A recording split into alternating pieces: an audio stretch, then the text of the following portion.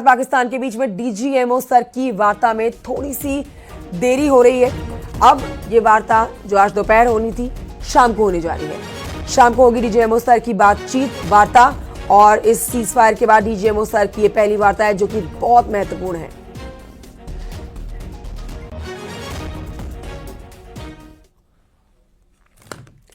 International trade war पर बहुत बड़ी एक अपडेट आप तक पहुंचा रहे हैं। अमेरिका चीन के बीच में टैरिफ में बड़ी कटौती दर्ज की जा रही है। अमेरिका ने चीनी सामान पर टैरिफ घटा दिया है। अब 145% से घटाकर 30% अमेरिका ने चीन के ऊपर टैरिफ लगा दिया है। देखिए, अमेरिका ने चीन के ऊपर 145% का टैरिफ लगा दिया था। दोनों देशों के बीच में जो टैरिफ वॉर चल रहा था उसमें 125% का टैरिफ चीन ने लगाया था और अमेरिका ने 145% का लगाया था, जिसे अब घटाकर 30% का कर दिया गया है। चीन ने अमेरिका आयात पर शुल्क घटा दिया है और चीन ने जो 125% का टैरिफ लगाया था वो घटाकर अब 10% का कर दिया है। अब आप कह सकते हैं चीन और अमेरिका के बीच में जो टैरिफ वॉर चल रहा था वो भी शांत होता हुआ नजर आ रहा है।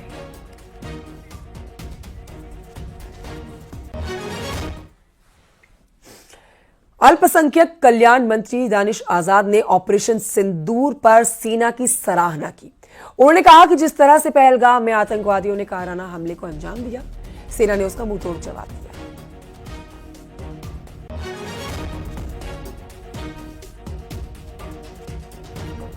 पहलगाम में कायराना आतंकवादी की घटना हुई,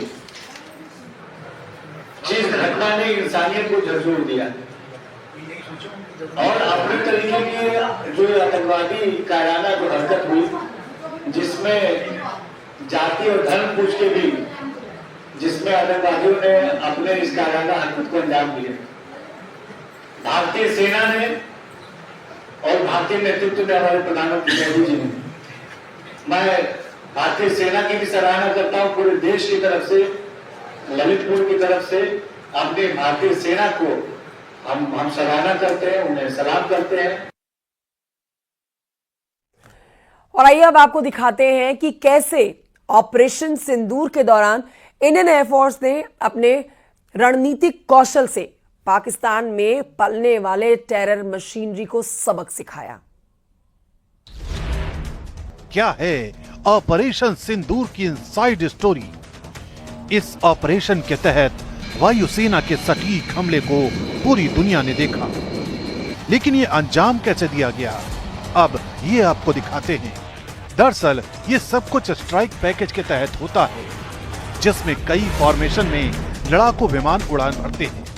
सभी विमानों को एक साथ ऑपरेट किया जाता है। ये विमान दुश्मन के इलाके में जाकर हमला करते हैं। ये दुश्मन के रडार और एयर डिफेंस को तबाह करते हैं।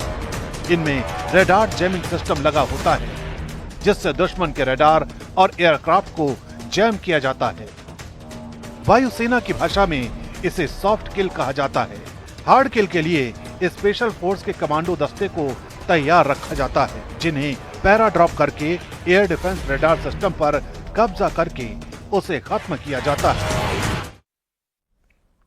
और आइए बढ़ते हैं आगे, आपको बता दें कि आतंकवादियों को पालने पोसने वाले पाकिस्तान ने पहली बार कबूला है कि पुलवामा हमले में उसका हाथ था।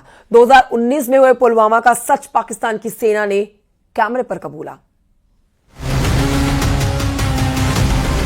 We did try to tell them with our tactical brilliance in Pulwama. जोश जोश में पाकिस्तानी एयरफोर्स का अधिकारी वो बोल गया जिस पर आज से पहले तक पाकिस्तानी सेना झूठ बोलती आ रही थी। 2019 में हुए पुलवामा आतंकी हमले का सच पाकिस्तान की सेना ने पहली बार कबूला, कैमरे पर, पूरी दुनिया के सामने। सुनिए। We did try to tell them with our tactical brilliance in Pulwama. Now we showed them our operational prowess. Pulwama में हुए आतंकी हमले में भारत के 40 जवान शहीद हुए थे।